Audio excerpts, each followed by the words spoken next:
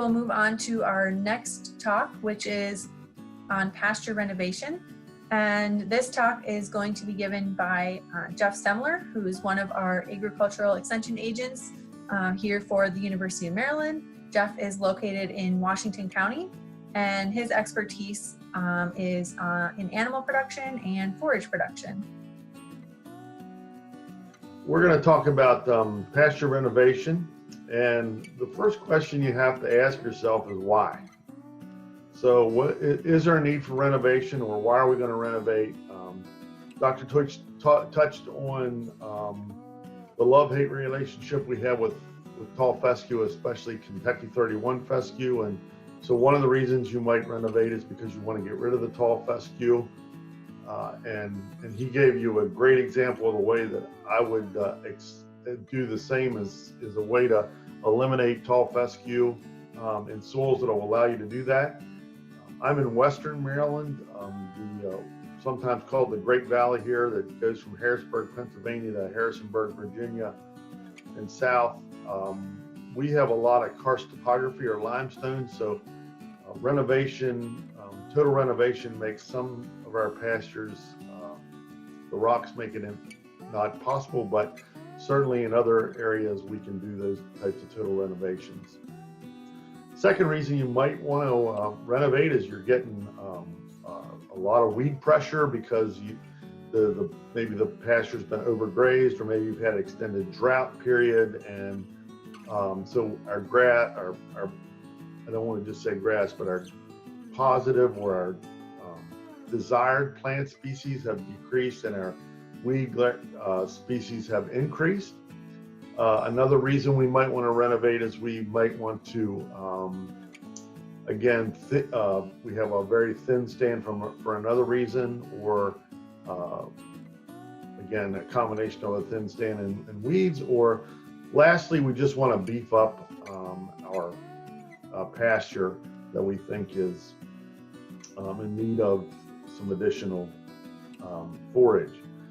Then we need to look at our species, what species we're going to graze, and that will help us determine what forage we're going to select, or forages we're going to select. It's cattle, sheep, goats all graze very differently, horses even more so. And so we really need to look at what species we're going to graze, and that will help us make some decisions, especially when we're talking about plant selection or species selection. Another thing we're going to look at is what's our management system? Are we, and how are we managing the system?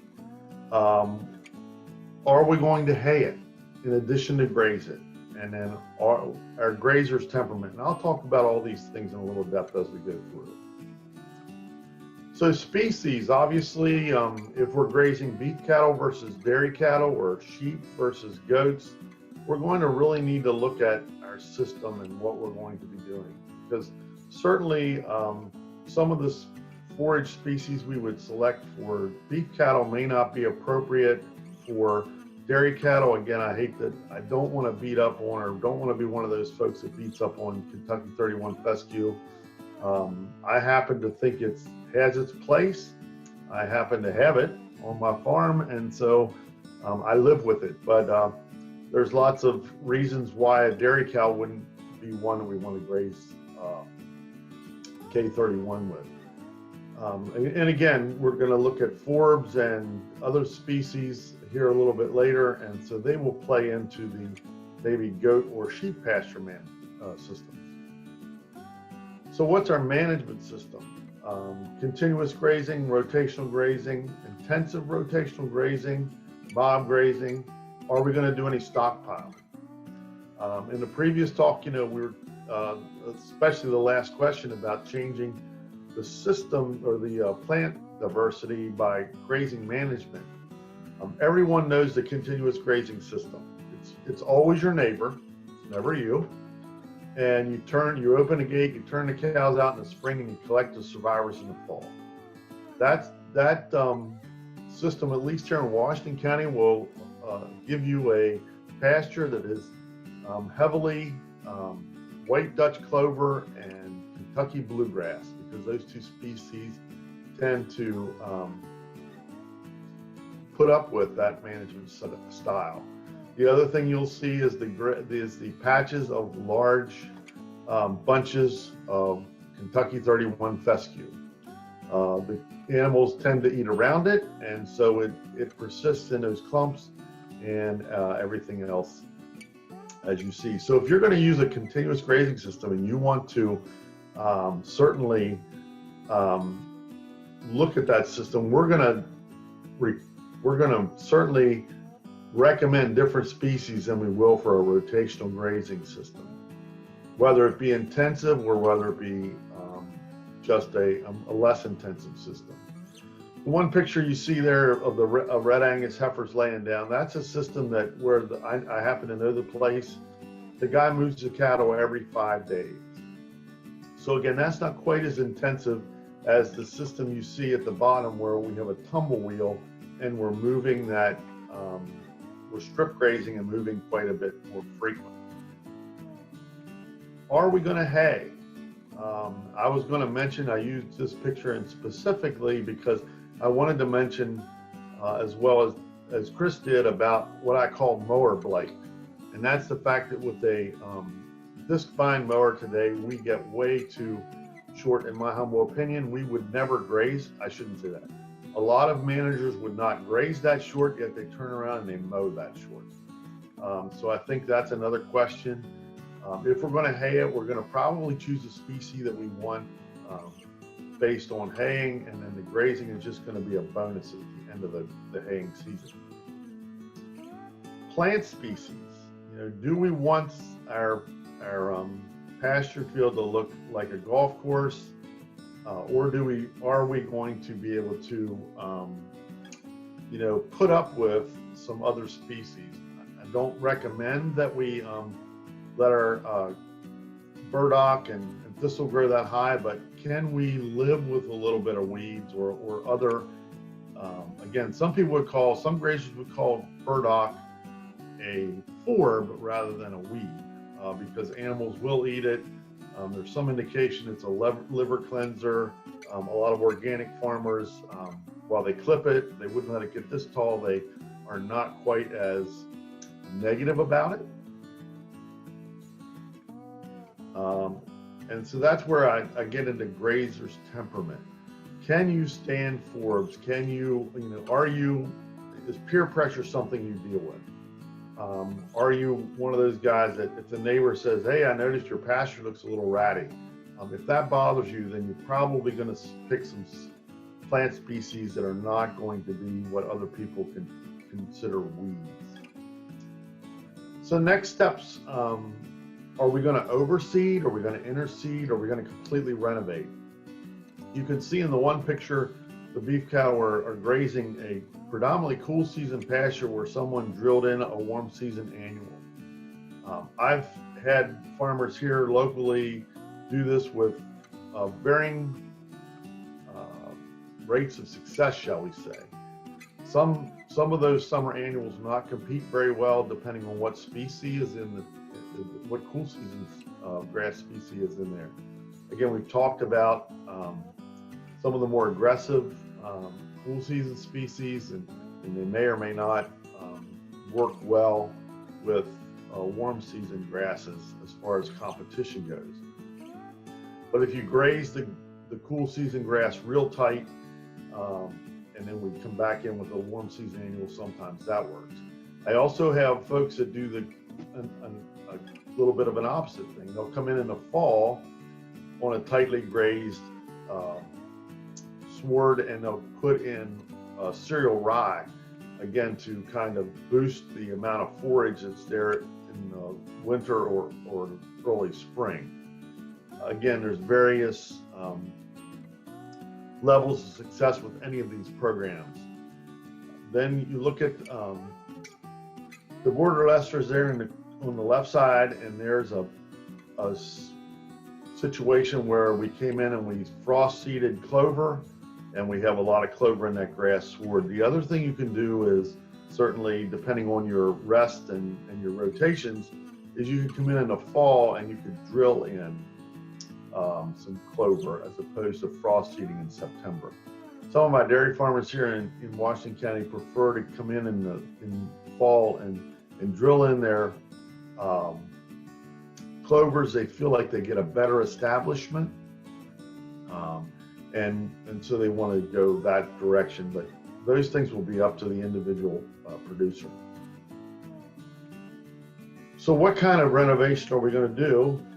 If we're doing total renovation, are we going to use tillage or are we going to no-till?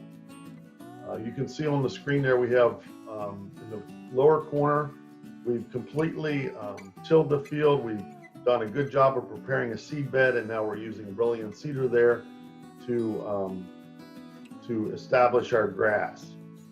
In the other photo you see, we drilled it right into the aftermath. Actually, that was a warm season annual. That was a millet, dwarf pearl millet to be exact.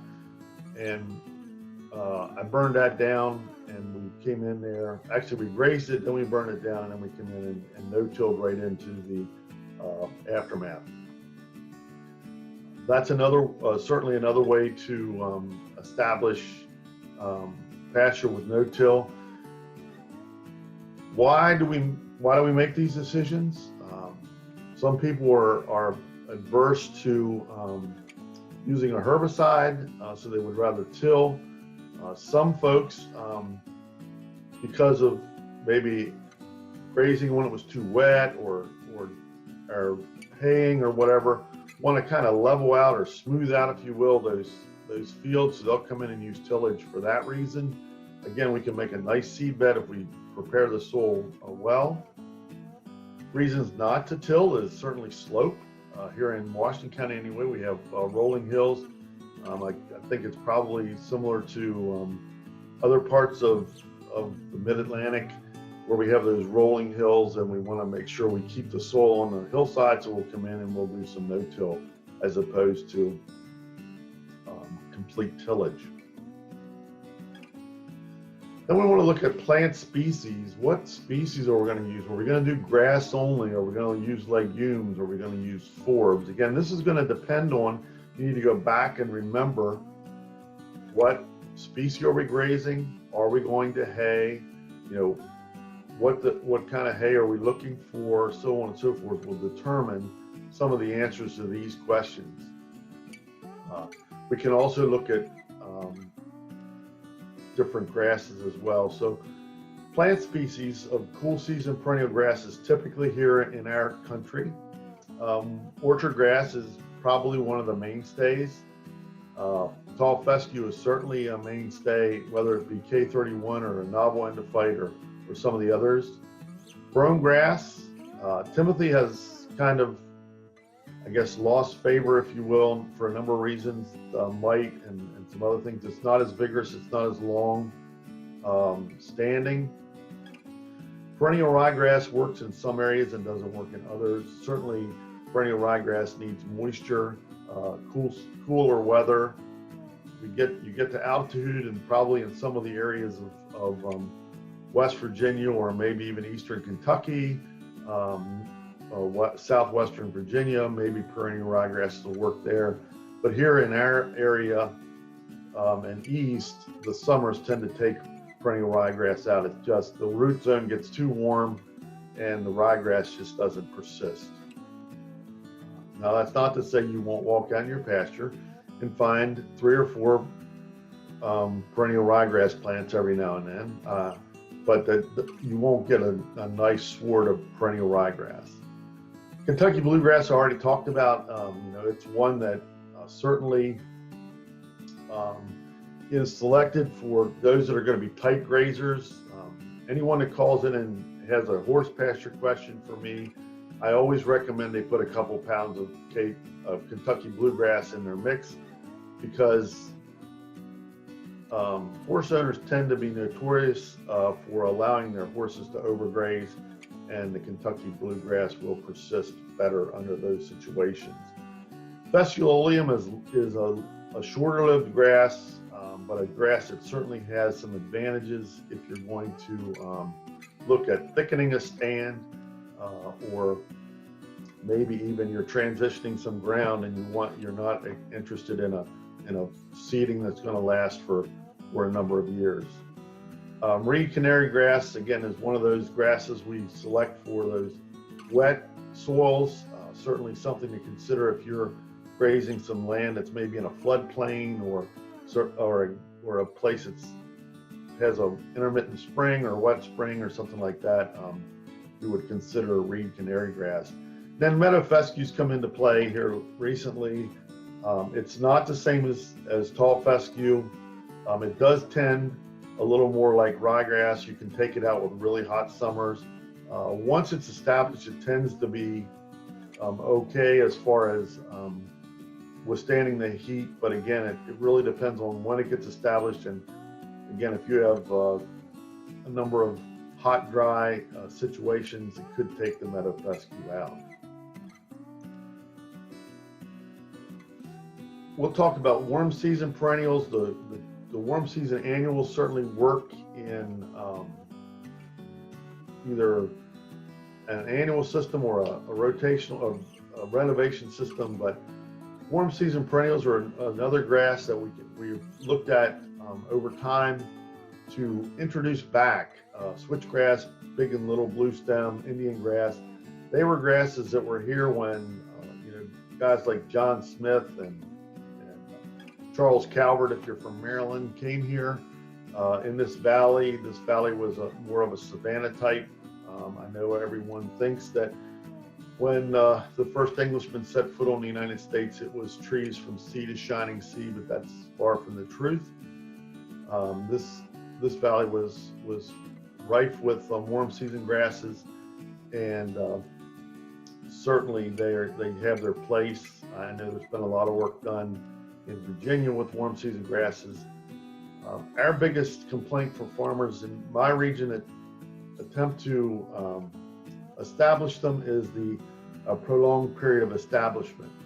They don't seem to get, it seems to take about 2 years to get a good sward where they feel comfortable with grazing. So that tends to look at people that, especially in area that are land strapped. We don't have a lot of extra ground we can just take out of production for a couple of years, so they tend to shy away from warm season grasses.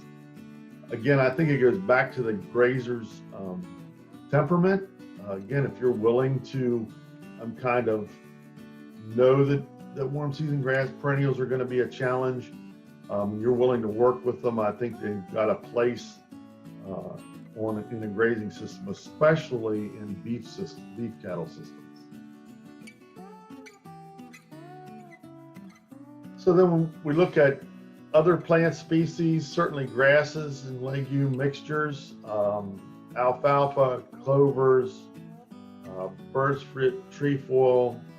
You heard about the lespedezas, and then some forbs that are kind of newish would be forage chicory and forage plantain. Again, we'll look at alfalfa. A lot of times if you're going to establish that pasture, you're going to put the alfalfa and grass together. You're going to establish it at the time, or at the planting, you're going to plant both at the same time. There's again a raging debate amongst grazers whether or not alfalfa has its place in grazing systems, but a lot of our grazing dairy farmers, especially our organic dairy grazers, like alfalfa, because if we get a hot, dry spell in the summertime when the grasses go dormant, the alfalfa continues to give them some forage to graze. Clovers can either be established with the grass sward, or they can be frost seeded later, or they can be drilled in later. And then bird's foot trefoil is another one of those legumes that's often overlooked in some systems, especially in small ruminant systems. They tend to have a place. And again, a lot of other grazers have overlooked them, but they are a possibility. When you look at forage chicory and forage plantain, these plants have come out of intensive selection out of New Zealand and Australia. Don't be fooled, the chicory is not the same chicory that's in your yard. When you mow it and you step on those stems, it hurts the bottom of your feet. This is a very leafy variety. It does bolt, so management is important, but it is a very nutritious. We have our WEMRA at Western Maryland Research and Education Center. We have a lamb pasture study there, and I've planted forage chicory, clover, and several grass species in our sward, and it works very well. The chicory is very well palatable. The small ruminants love it and eat it very well. They'll even strip the leaves off the stem once it's bolted, but again, something that should be considered. The other thing that there's been some evidence on is there is an anthelmintic property in the chicory. So if you've got small ruminants, goats or sheep, that may aid in your management system as far as worms or internal parasites go. Forage planting is another one. It's not quite as well adapted here in the United States as it is in New Zealand, but that's another possibility. And again, this is not the buckhorn planting or the narrow-leaf planting that, again, your weed control folks from your lawn care companies like to spray out. This is a very different and much more palatable and productive plant. One thing you have to remember is a lot of these things that we consider weeds, sorry about that, are actually forbs, and our grazing animals like to eat them. They prefer them. It's kind of like a salad, if you will. I know a lot of people loathe, especially lawn owners, loathe dandelions, and I'm not suggesting we plant dandelion, but dandelion in your pasture field, it's not the end of the world from my perspective. It's certainly just a forage to be utilized. And again, when you think about small ruminants, they tend to like those broader leaf plants like chicory, plantain, and dandelion. So then we're going to look at, if we're going to do this, we may as well do it right. And so let's start with soil testing. Some of the nutrients that I like to look at are NPK, sulfur, and boron, especially if you're going to plant your legumes. A lot of folks overlook boron.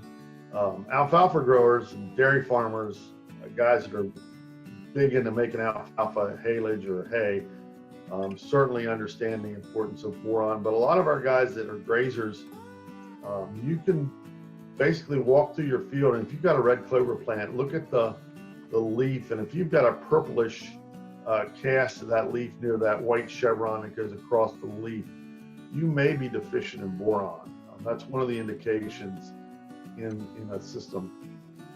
There's lots of them. You can get, I think most soil labs will allow you to test for, I think, 6 additional micros.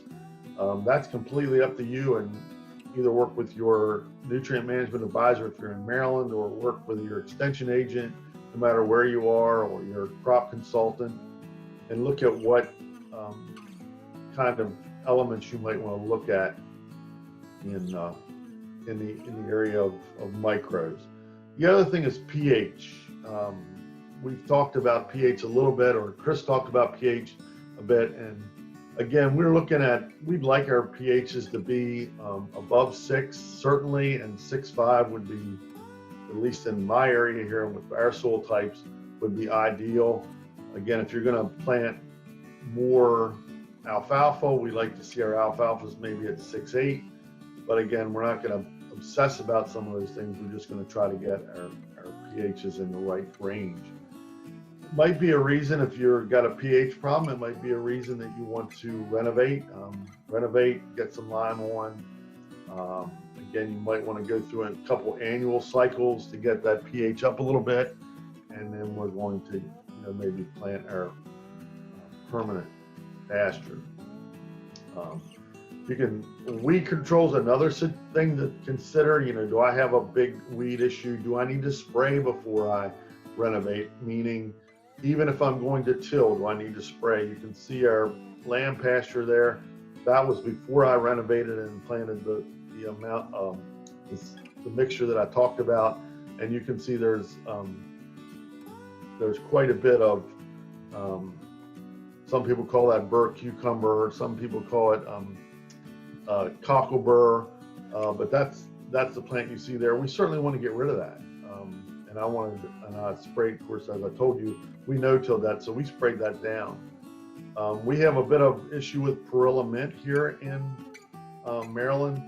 That's another weed we're going to look at as far as trying to control some grassy weeds. We have Japanese stilt grass is an issue. So there's reasons to do weed control chemically, and certainly even with or without tillage, we want to control those weeds. Certainly, if we have a broadleaf weed control problem, we need to, if we're going to plant legumes or other forbs, we're going to need to get those broadleaf weed control done right.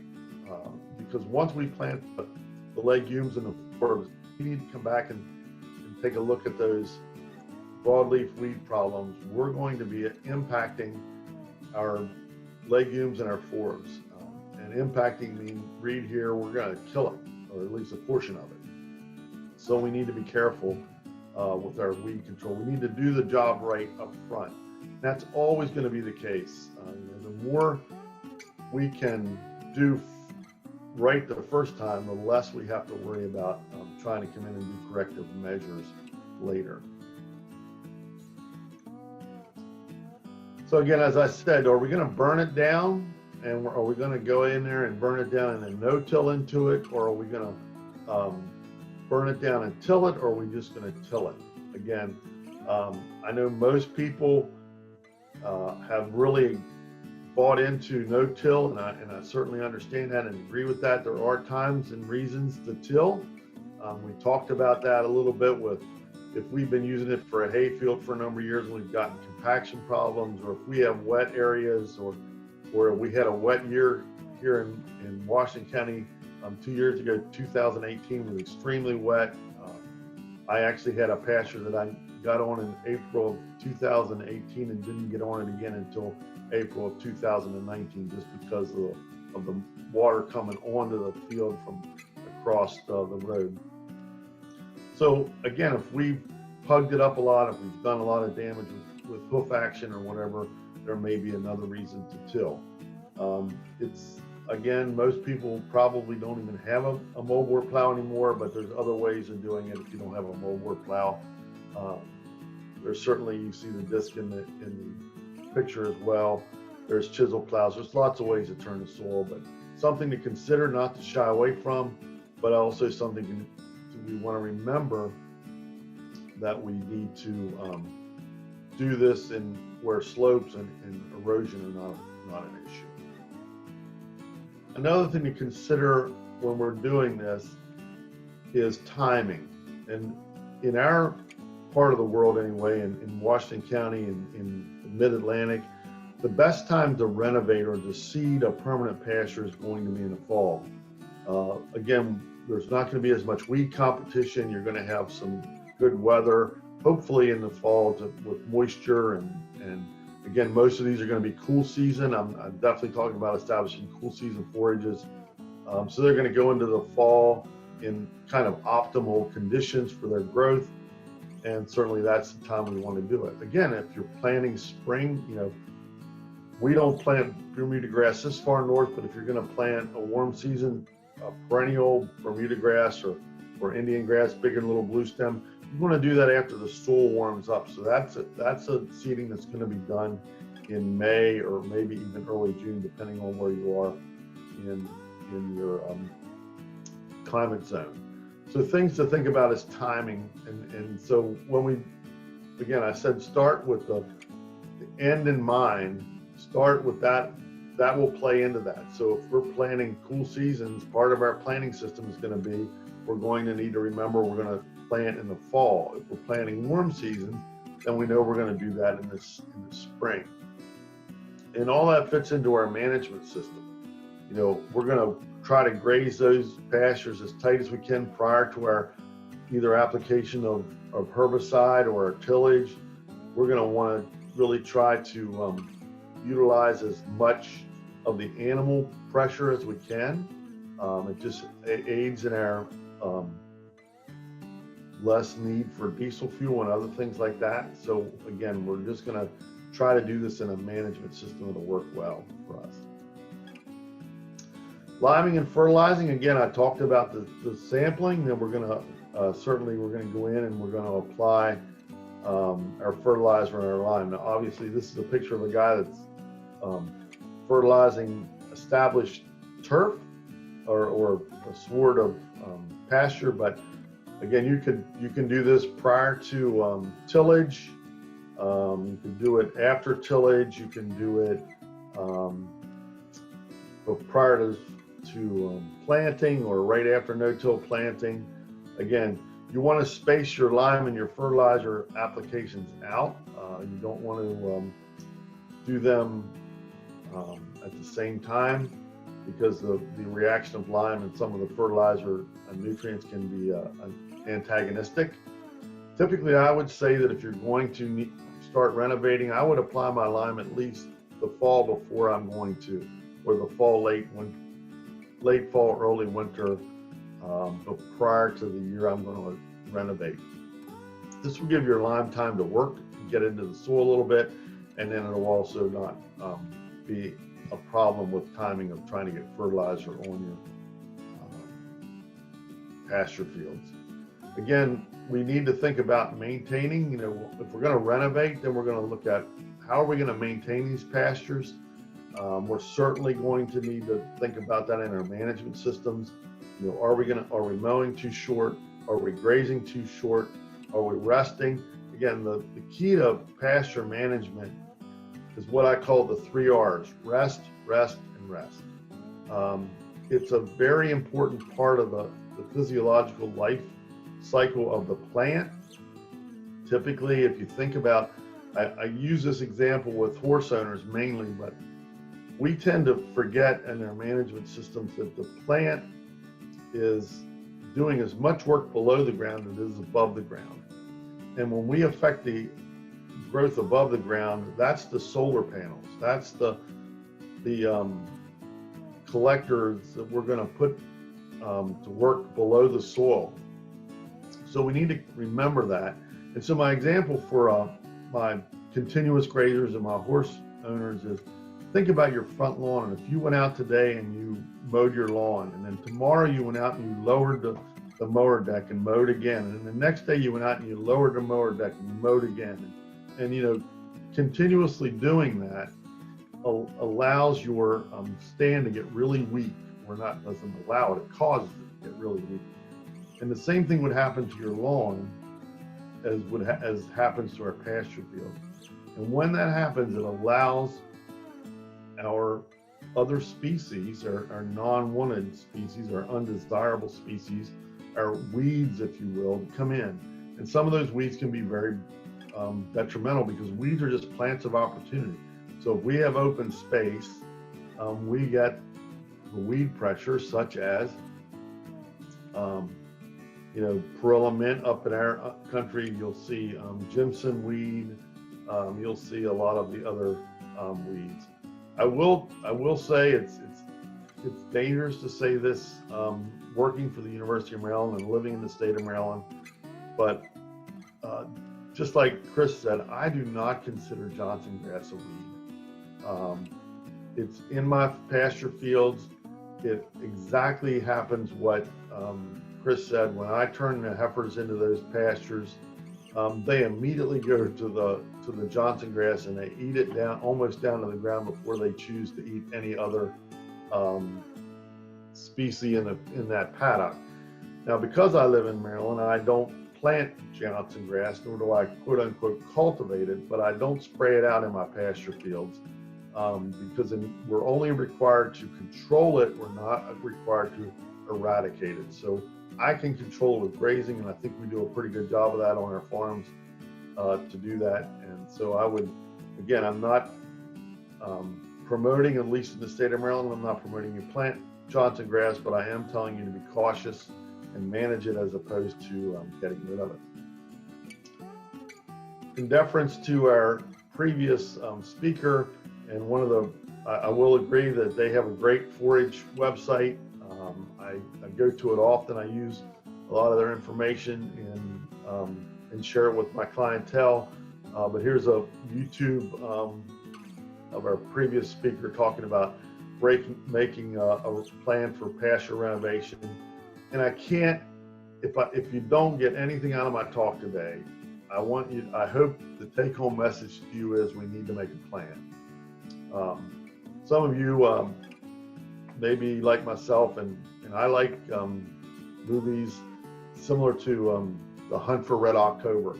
And I always remember Fred Thompson in The Hunt for Red October telling Jack Ryan's character that, you know, Russians don't take a dump without a plan, son.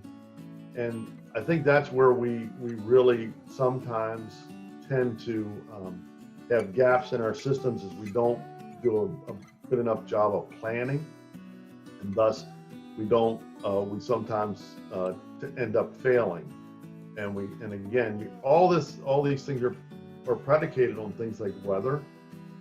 You know, if you haven't learned anything as a forage producer, you know that you can do almost anything with moisture, and without it, you're challenged. So again, you need to remember that there are challenges in our systems. So some final thoughts. What's our timing? Is it going to be a spring planting versus a fall planting? No one size fits all management schemes.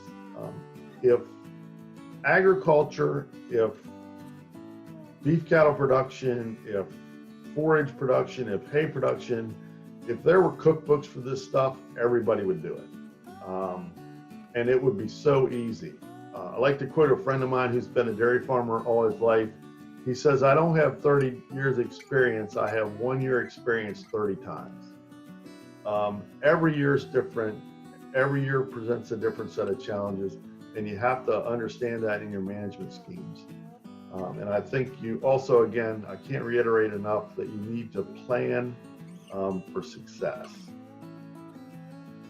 At this time, I'll entertain any questions if we have any. I know we're a little bit ahead of schedule, but I've never found anybody that doesn't like to be early as opposed to late.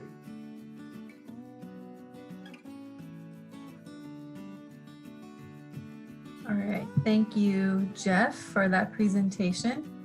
I think we did have one question. Let me find it. So the question is, for the Delaware area, with a Roundup Ready alfalfa field for hay cutting only, how many years do you foresee that being productive? This person has heard that after a while you have to just get up and start over. So as far as alfalfa goes, yeah, there is typically a lifespan in an alfalfa field. We believe, again, Delaware, I can't speak to. It's a sandier soil than what we have in the clay soils of Western Maryland. Here we look at an alfalfa stand basically lasting from 5 to 7 years. Can you prolong that alfalfa field life? You certainly can by adding summer annuals. Some of our guys, when our alfalfa starts getting thin, they'll put in a millet after first cutting and extend their field. Some will put oats in the fall or spring to try to stretch the pasture or increase the forage production, if you will. But that's typically what we see here in our area. It may not last quite as long in the sandier soils and the warmer weather of Delaware than we get here in Western Maryland, but typically we look from about 5 to 7 years in a stand. As far as disking up and starting over, absolutely. You need to terminate that crop. You need to put another crop in there for at least 1 year. A lot of guys will go in with, they'll take a cutting of alfalfa, their first cutting when they're ready to renovate out. They'll go in behind that first cutting and they'll plant corn to utilize that nitrogen that's been stacking up there, if you will, while the leguminous alfalfa has been working over its lifespan, and then they'll come back in maybe in the fall with a wheat crop, and then after that wheat comes off, then they'll let it fallow until they establish their alfalfa again following fall. again, I'm not as familiar with Delaware as I am with Washington County, but basically the work that was done at Penn State, we like to really get our alfalfa established sometime between August 15th and September 1st.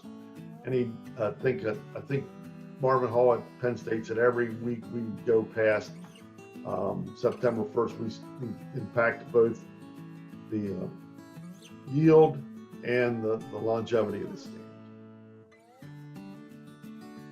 Great, thank you, Jeff. We did get another question about the alfalfa topic. When the alfalfa starts showing bare spots or thinning, is there any way to thicken it up without adding another crop? The short answer to that is no.